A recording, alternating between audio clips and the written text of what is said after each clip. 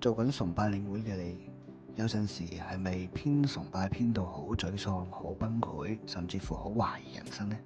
揀嗰首歌又唔得，呢首歌又唔好，揀咗歌啦，又唔知點樣編排呢先至好喎。啲祈禱嚟嚟去去都好似唔知點樣寫，好似冇乜深度咁樣，但係又唔知點算。其實崇拜設計唔係靠估，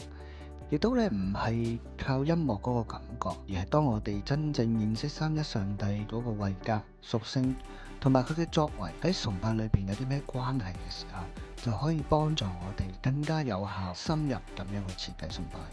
崇拜中的神觀呢一個課程就係希望幫助喺迷茫中嘅你。侍奉嘅路好漫長，我哋唔需要自己一個人盲摸摸。如果你都想喺敬拜服侍上面有新嘅啟發，誠邀你參加我哋呢個課程，期待喺課堂裏邊見到你。